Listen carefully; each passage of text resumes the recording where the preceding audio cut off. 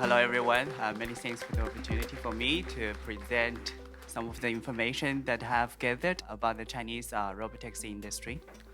And I feel honored, and let's get started. First of all, it's an overview. After over a decade of investment and development, some of the Chinese tech companies and OEMs, they are gaining international recognition in terms of autonomous driving vehicles. And most recently, there's a company called Apollo Go. They are a subsidiary of the tech company Baidu. They have gained wide recognition in China, but also international in different countries. So they are operating driverless robot taxis in the city of Wuhan, and they created a buzz, and then this buzz caused international attention, including, for instance, the New York Times. This also caused a trend in industrial reports. For instance, McKinsey, they projected that China, so autonomous driving industry is entering a fast lane in the next 3 years. Let's take a look of China in the world. So there's a report from Roland Baker that tells us that they divided the development of autonomous driving vehicles into 4 phases from 0 to 3. At the moment, many countries such as France, UK, or Germany or Japan, they are still in phase 0, which meaning they are implementing small-scale trials on commercial operations of robotaxis. But the US and China, they have entered phase 1 since 2023, which meaning they are now operating many robotaxis in numerous countries in China or in the US. They are also introduced 100% driverless robotaxis, which meaning there's no driver on board at all. We used to have like safe driver on board, but since 2022 or 2023 in the US and in China, they have removed the driver from the car to a control center. Is China ready for driverless robotaxis? I think the answer is yes. Since 2023, people in China or the Chinese government have introduced a lot of regulations. For instance, they issued the vehicle admission standards for level 3 or level 4 autonomous driving vehicles. There are also guidelines for companies who are willing to take open road tests for autonomous driving vehicles or robotaxis. There are also standards for like industrial standards for commercial operations for robotaxis. And also last year, they removed the requirement for you have to get a onboard safety driver, so which made 100% driverless robotaxis possible. For tech companies, they also made advancements. For instance, the software suppliers, they have adopted a new perception model, and also many OEMs, they're starting to pre-install these AI solutions for robotaxis. These advances have resulted in a significantly improved level 4 capabilities for robotaxis. Why Wuhan becomes so famous? That is because the city authorities, they have deployed a very proactive strategy. They wanted to advance this technology. By 2023, the city has ensured more than 1,000 number plates to autonomous driving vehicles. And they opened an area of over 3,000 square kilometers with road for more than 3,300 kilometers in the city for autonomous vehicle to use. And they also allow 24/7 operations for these robotaxis. And that's also why Baidu chose Wuhan to be the city to launch their full autonomous driving services. And since its deployment, Baidu has over 400 robotaxis in the city of Wuhan. And according to the report, they're going to increase the number to 1,000 in the city of Wuhan. And since June 2024, they achieved 100% driverless robotaxi, which thanks to the regulation change, because before that is not allowed.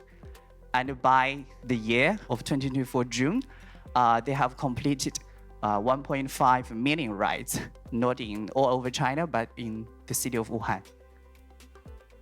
The vehicle that they use for this robotaxi service in Wuhan is called Arcfox Moon, which is a joint development product between Baidu and the OEM back. So it's based on the original Arcfox Alpha T platform. So it's a sports utility vehicle which offers a spacious passenger space in the back seats, and it fitted with a synchronous model with a peak power of 175, and the Tenere lithium battery offers a nominal range from 480 to 650 kilometers on a single charge. Of course, it depends on which capacity you choose for the vehicle.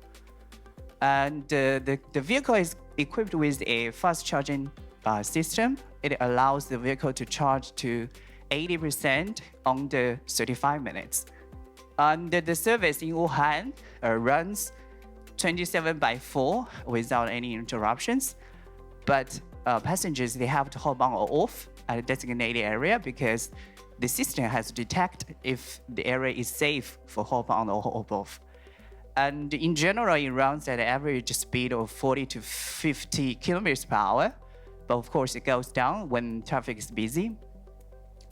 According to passengers who use this service, they say it's less agile compared to human drivers in such busy traffic, because these vehicles drive really cautiously. And the fare is slightly more expensive than a normal ride. But at the moment, the platform, Apollo Go, they offer substantial subsidies to make the final price still competitive, lower than a normal service. That's also part of the reason why they gone viral on the internet, because they offer such a cheap service for such a good technology. And here we have a video of a vlogger. He took a trial on one of these robotaxis in Wuhan. My wife Vicky is going to order it. You have to download an app. When we download So you download the app and order the service. Areas where they operate. I think they've now rolled out to about 10 cities across China, but Wuhan was one of the first, and it's the first time I've ever done it. You've been in it before? Not really. No. So we're gonna experience it together, yes, right? Let's try it on. Let's give it a go. Okay. Let's go into the front. This is our ride. Okay, I'm surprised it stopped there, right on the zebra crossing.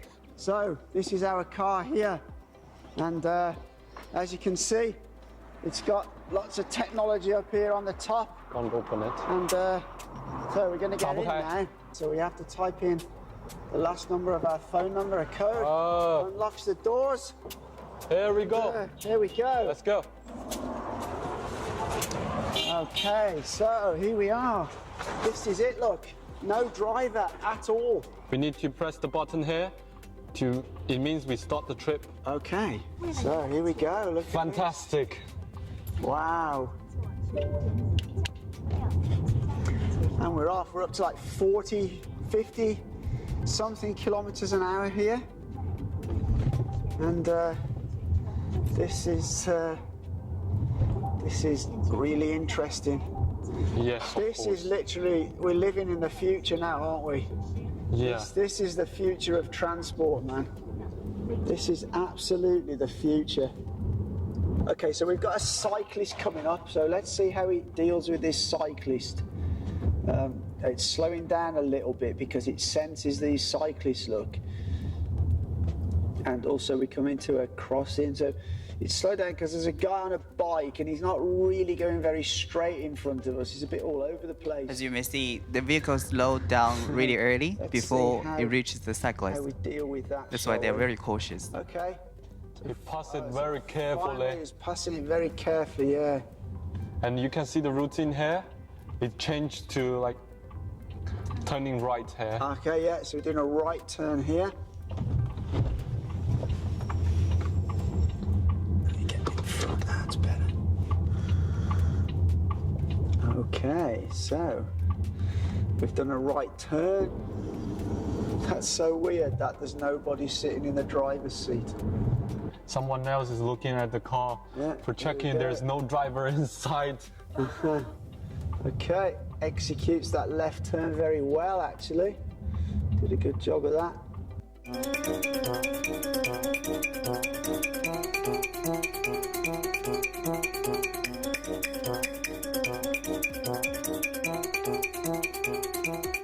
As you may see, the traffic is really complicated. You have all sorts of vehicles. If there's any emergency, you can press it. I guess you will talk to an operator at their operations center. Oh, it even have English. Oh yeah. All right. It not only has Let's swap it to English version now. Chinese, it has English. Look, wow. How cool's that? So all the scenes here is becoming like showing Wuhan, what Wuhan looks like, yeah. and seeing the routine, the notice. You can listen to music and video here, and you're changing the temperature and air conditioner. There's so many Everything controls. you can turn yeah, to that's English. really, really good. I feel very comfortable. I don't feel nervous at all. Not the slightest. It's great. I'm feeling like someone is driving Yeah. in the front. Yeah. I can't imagine there's no one driving It's in the weird, front. man, but it's doing a really great job. Yeah.